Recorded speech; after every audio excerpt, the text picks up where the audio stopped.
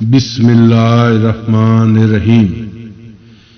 اب اس کے سامنے وہ کھڈ تھا جو اس پہاڑی بستی کو دو حصوں میں تقسیم کرتا ہوا شمال کی وادی کے نشیب میں ایک ندی کے کنارے تک چلا جاتا تھا۔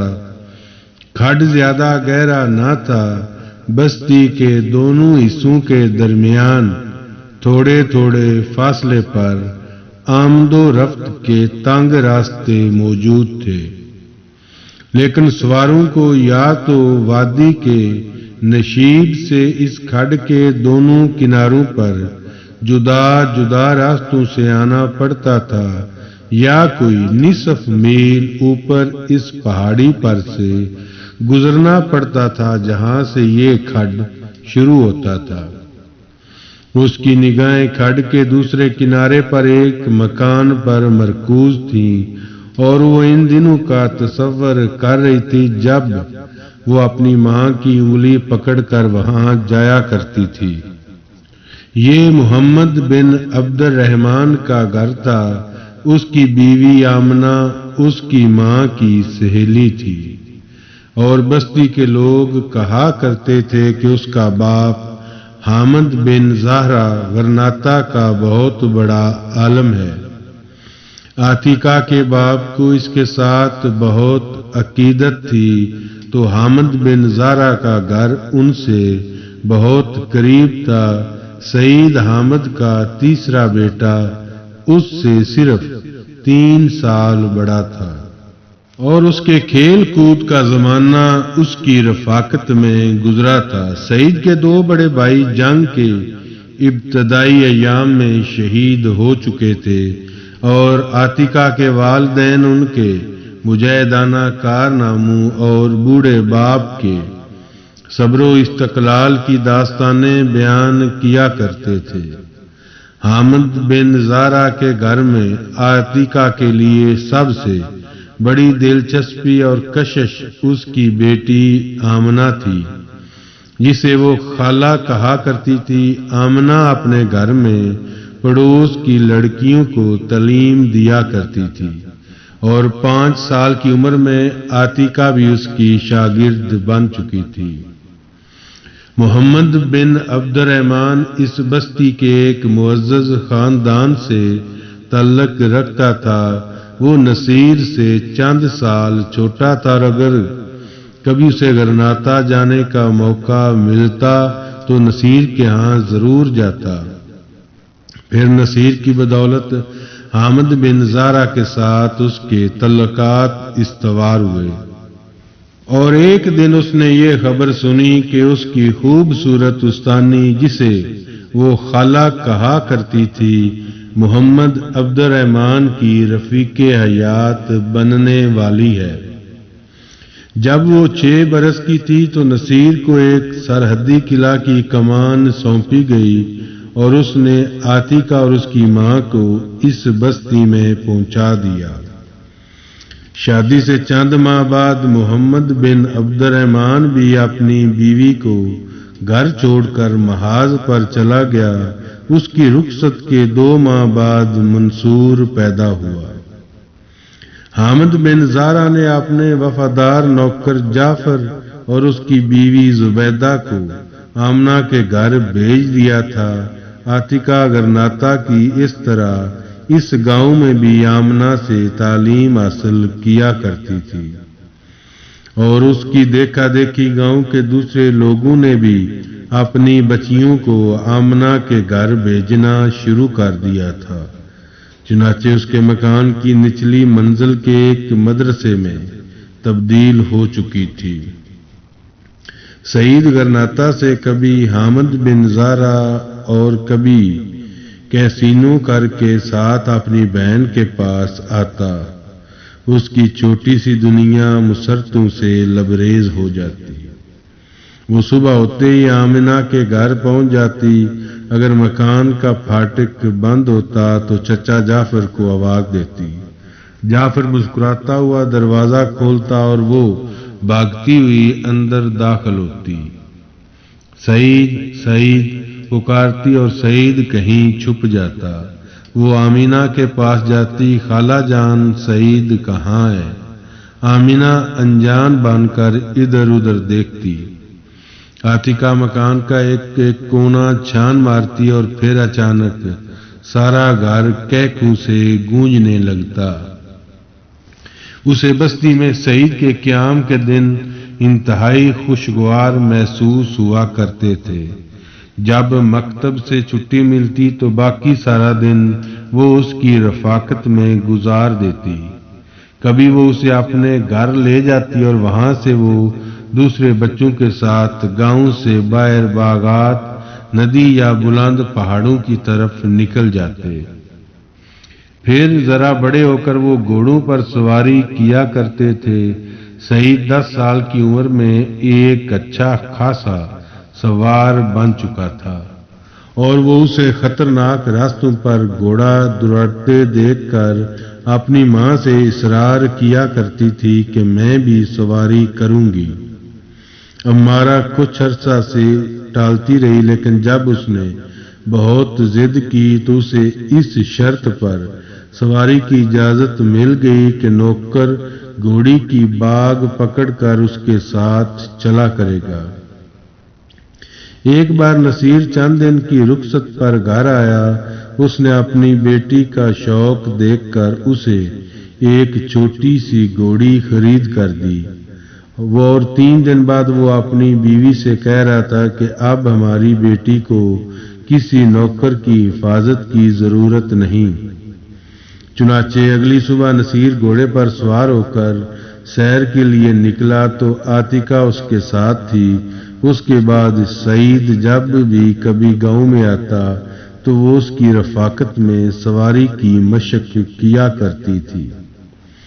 پھر یہ دن بھی ایک سہانے خواب کی طرح گزر گئے اور اس کو ایسا محسوس ہونے لگا کہ سن شعور کی ابتدا کے ساتھ وہ زندگی کے چہرے پر جو مسکراہٹیں دیکھنے کی عادی تھی اب آہستہ آہستہ اپنا دامن سمیٹ رہی ہیں۔ کھڈ کے پار وہ گھر اب بھی اس کی نگاہوں کے سامنے تھا، لیکن حامد بن زہرا کی بیٹی اور داماد جسے وہ فخر سے خالہ جان اور خالو جان کہا کرتی تھی وہاں موجود نہ تھے۔ منصور کی پیدائش کے 3 سال محمد بن عبد الرحمن جنوب کے محاذ پر جا چکا تھا اور اسے مالکہ کے مشرق میں چند ساحلی مقامات کی حفاظت سونپی گئی تھی۔ ایک دن آمینہ کو یہ اطلاع ملی کہ وہ زخمی ہو چکا ہے اور اسے ساحل سے چند میل دور ایک قلعے میں پہنچا دیا گیا ہے۔ یہ خبر ملتے ہی آمینہ نے اپنے باپ کو یہ خبر بھیجی کہ منصور کو جعفر اور زبیدہ کی حفاظت میں چھوڑ کر اپنے شوہر کے پاس جا رہی ہوں۔ عاتکہ اور اس کی ماں بھی منصور کا خیال رکھیں گی، تاہم سعید کو بھی چند دن کے لیے یہاں بھیج دیں۔ میں منصور کے باپ کی حالت کے متعلق اطمینان ہوتے ہی واپس آ جاؤں گی۔ اس کے چچا ہاشم نے بستی کے 4 سوار آمینہ کے ساتھ روانہ کر دیے۔ انہوں نے چند دن بعد آ کر یہ اطلاع دی کہ محمد بن عبد الرحمن کی حالت زیادہ تشویشناک نہیں، تاہم اس کے زخم ایسے ہیں کہ وہ 2-3 ہفتے بعد چلنے پھرنے کے قابل ہو سکے گا۔ وہ اور اس کی ماں صبح شام آمینہ کے گھر جایا کرتی تھیں۔ جب 1 ماہ تک کوئی اطلاع نہ ملی تو ہاشم نے اپنا نوکر روانہ کر دیا، لیکن اس کی روانگی کے 3 دن اس بستی کا ایک مجاہد جنوبی محاذ سے واپس آیا اور اس نے گاؤں کے لوگوں کے سامنے محمد بن عبد الرحمن اور اس کی بیوی کی شہادت کے واقعات بیان کرتے ہوئے کہا، عیسائیوں نے ساحلی علاقے پر قبضہ کرنے کے بعد پہاڑی علاقے پر کئی حملے کیے لیکن انہیں کامیابی نہ ہوئی۔ محمد بن عبد الرحمن نے رو بے صوت ہوتے ہی قلعے کے لشکر کی کمان سنبھال لی تھی اور جوابی حملے کر کے دشمن کو ساحل کی طرف سمٹنے پر مجبور کر دیا تھا، لیکن اس عرصہ میں دشمن مالکد پر حملہ کرنے کے لیے مزید افواج ساحل پر اتار چکا تھا۔ ایک لشکر ساحلی علاقے کے ساتھ ساتھ مشرق اور دوسرا مغرب کی طرف پیش قدمی کر رہا تھا۔ اس کے علاوہ سواروں کے دستے مالکا کی طرف پیش قدمی کر رہے تھے۔ چنانچہ مالکا کے سپہ سالار کو آس پاس کی چوکیاں خالی کرنی پڑیں اور اس نے محمد بن عبد الرحمن کو یہ حکم دیا کہ وہ باقاعدہ فوج کے ساتھ مالکا پہنچ جائے اور قلعے کی حفاظت مقامی قبائل کے رضاکاروں کو سونپ دے۔ قلعے کے اندر 300 سپاہی اور کوئی 40 عورتیں موجود تھیں۔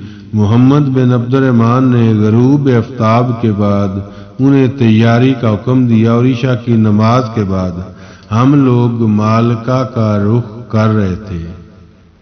ساحل کے کشادہ اور ہموار راستے پر سفر کرنے پر دشمن کے حملے کا خطرہ تھا، اس لیے ہم نے پہاڑ کا طویل اور دشوار گزار راستہ اختیار کیا۔ رات کے پچھلے پہر ہم ایک تنگ گھاٹی عبور کر رہے تھے کہ اچانک دائیں ہاتھ کی پہاڑی سے تیروں اور پتھروں کی بارش ہونے لگی۔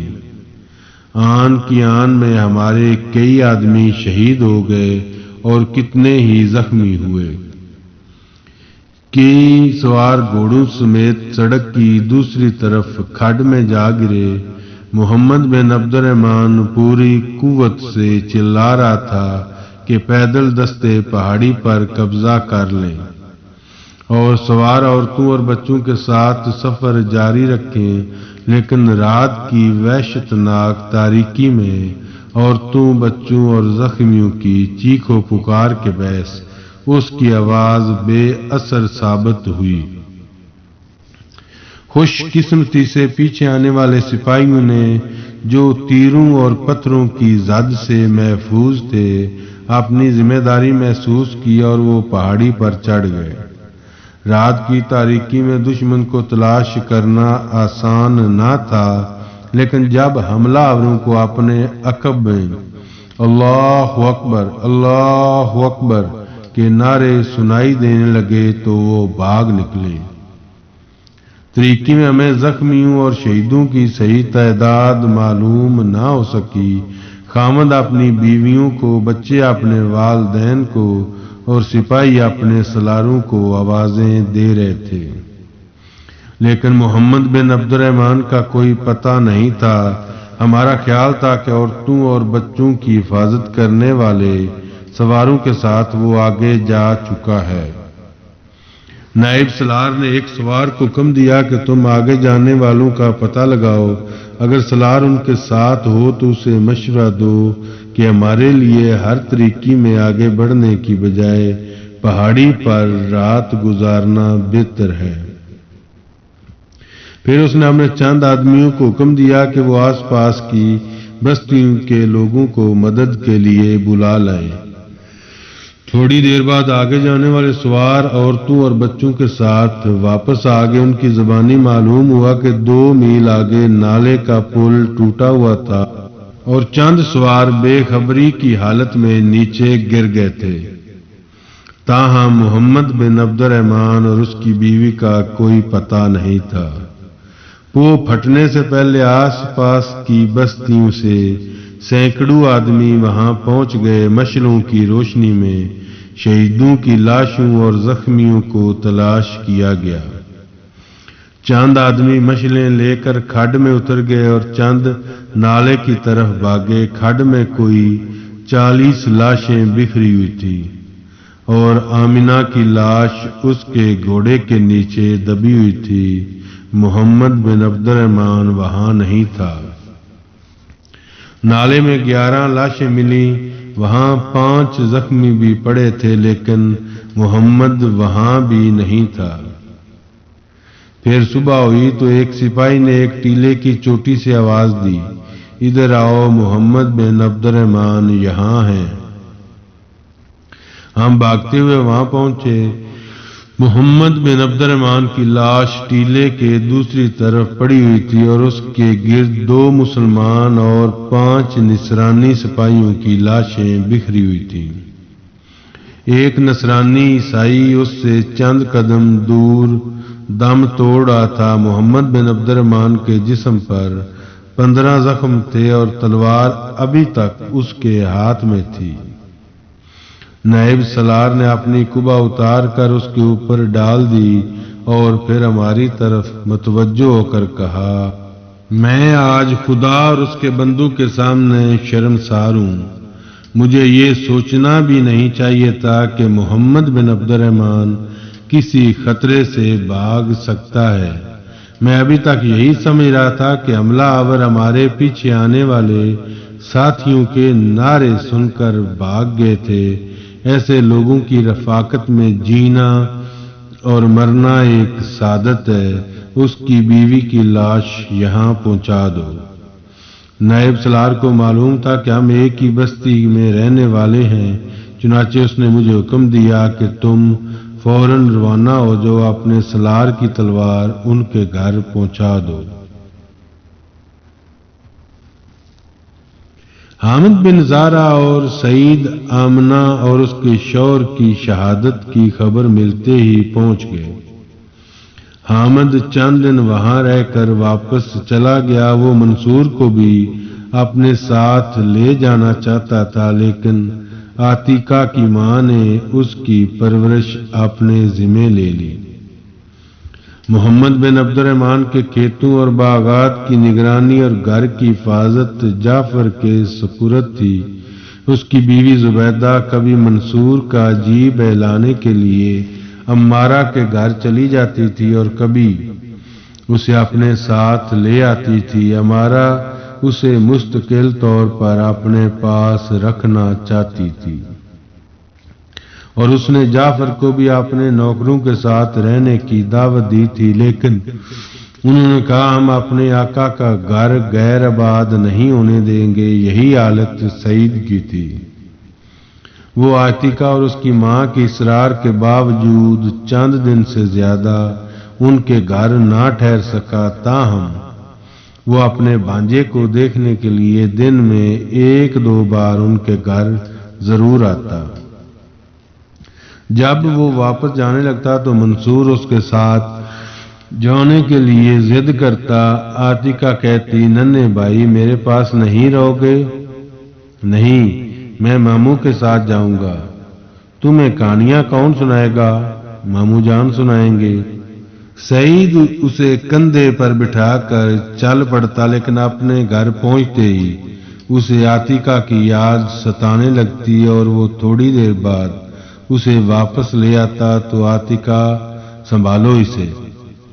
وہ پوچھتی، کیوں منصور، ماموں سے لڑائی ہو گئی؟ ہاں، وہ منہ بسور کر جواب دیتا، ماموں کہانی نہیں سناتا، میں ماموں سے کہانی نہیں سنوں گا۔ ان دنوں کتنے ہی واقعات عاتیقہ کے دل پر نقش تھے، لیکن زمانے نے ایک اور کروٹ لی اور کہکوں اور مسکراہٹوں کی یہ حسین دنیا ان آنسوؤں میں ڈوب کر رہ گئی جو قوم کے اجتماعی احساس کے عینادار تھے۔ اب مستقبل کے افق پر تاریکیاں چھا رہی تھیں اور وہ گاؤں کے دوسرے لڑکوں اور لڑکیوں کی طرح سعید اور عاتیقہ بھی ان ملت فروشوں کی داستانیں سنا کرتے تھے، جن کی بے حسی غداری نے غرناطہ کے لشکر کے مجاہدین کی عظیم فتوحات کو شکستوں میں بدل دیا تھا۔ پھر علائم و مصائب کا وہ دور شروع ہوا جب غرناطہ گرد فرڈینینڈ کا گھیرا بتدریج تنگ ہوتا جا رہا تھا۔ عاتیقہ کے باپ نصیر بن عبد الملک، جو کئی میدانوں میں داد شجاعت دے چکا تھا، اس بستی کے شمال میں کوئی 5 میل دور ایک قلعے میں اور اس کے دائیں بائیں ان چوکیوں کی کمان مل چکی تھی، جن کا مقصد سیرا اور میجا اور الفجارہ کی جانب سے غرناطہ کے لیے رسد و کمک کے راستے محفوظ رکھنا تھا۔ نصیر کو یہ اہم ذمہ داری تفویض کیے جانے کی ایک بڑی وجہ یہ بھی تھی کہ وہ اس علاقے کے بااثر خاندان سے تعلق رکھتا تھا اور خطرے کے وقت اپنی ذاتی اثر و رسوخ کے باعث آس پاس کی بستیوں سے ہزاروں رضاکاروں کو باقاعدہ فوج کی مدد کے لیے بلا سکتا تھا۔ عاتکہ کے باپ نے نئی ذمہ داری قبول کرتے ہی پہاڑی قبائل میں جوش جہاد پیدا کرنے کے لیے حامد بن زارہ کی خدمات کی ضرورت محسوس کی۔ چنانچہ وہ گرناطہ کے سپہ سالار کی خدمت میں حاضر ہوا اور یہ درخواست کی